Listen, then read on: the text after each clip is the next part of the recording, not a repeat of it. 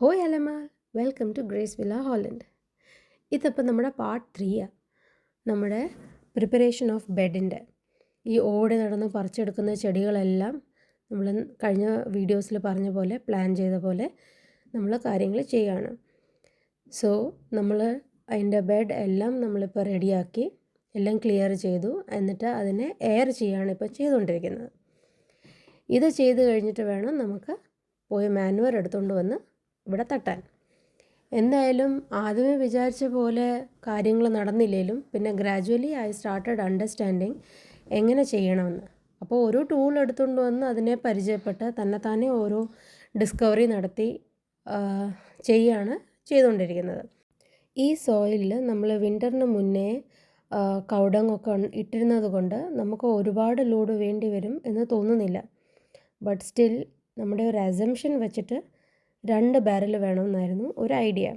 അപ്പോൾ ഇത് ഞാൻ ഫസ്റ്റ് ടൈം കൊണ്ടുവന്ന് ഇറക്കിയതാണ്. ഐ ഹാഡ് നോ ഐഡിയ എങ്ങനെ ഇടണം എന്താ. So I'm just still figuring out. But once I put it then I understood 2 barrels was sufficient. നമ്മുടെ അസംഷൻസ് കറക്റ്റായിരുന്നു. ഇപ്പം ഞാൻ ഈ ഇടയ്ക്കിടയ്ക്ക് ഓടിപ്പോയിട്ട് എവിടെ പോയിട്ടാണ് ഈ സാധനങ്ങൾ എടുത്തിട്ട് വരുന്നതെന്ന് നിങ്ങൾ വിചാരിക്കുന്നുണ്ടാവില്ലേ? അത് ഞാൻ നിങ്ങളെ കാണിക്കാം. ഇതാണ് നമ്മുടെ മാനുവർ പോയിൻ്റ്. ഇവിടെ പോയിട്ട് നമുക്ക് കഴിഞ്ഞ എപ്പിസോഡ്സിൽ പറഞ്ഞ പോലെ കീ കിട്ടും. You have to go open that. എന്നിട്ട് ഇങ്ങനെ കുന്നുപോലെ കൂട്ടി വെച്ചിരിക്കുകയാണ്. അതിനെ നമ്മൾ കുത്തിയാക്കി അവിടെ അതിൻ്റെ കോരിയുണ്ട്. കോരി വെച്ചിട്ട് നമ്മളതിനെ വാരി ബാരലിൽ നിറയ്ക്കുകയാണ് ചെയ്യുന്നത്. The beauty of this thing is that നമ്മൾ എത്ര നിറച്ചാലും പെർ ബാരലിനാണ് നമുക്ക് പേയ്മെൻറ്റ് ചെയ്യേണ്ടത്. ഇടയ്ക്ക് ഞാൻ ദൈവത്തെ വിളിക്കുന്നതൊക്കെ നിങ്ങൾക്ക് കാണാം. It is actually a tedious work, specially on the first day. ഞാൻ ആദ്യത്തെ ദിവസങ്ങളിൽ ഒരുപാട് നിറച്ചിട്ടുണ്ടായിരുന്നില്ല because it was very heavy.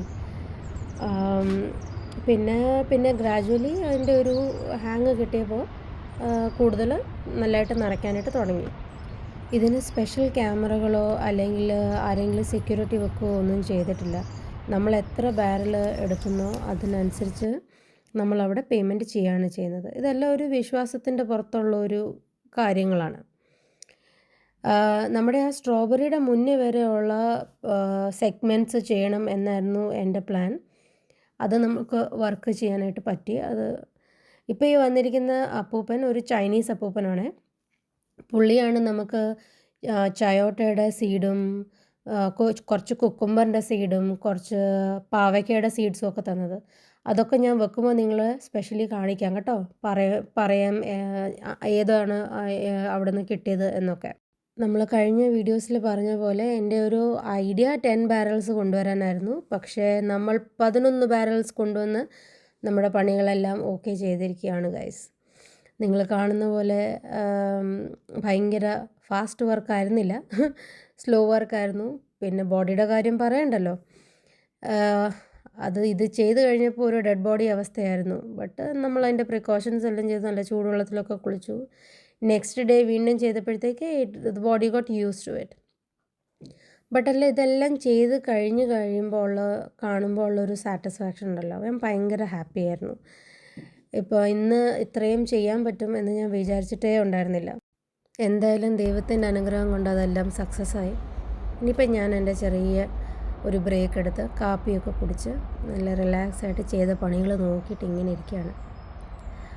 അപ്പോൾ ഇനിയും അടുത്ത വീഡിയോയിൽ കാണാം with the next part and some new updates on the farm land. അപ്പോൾ ബൈ ഗൈസ്.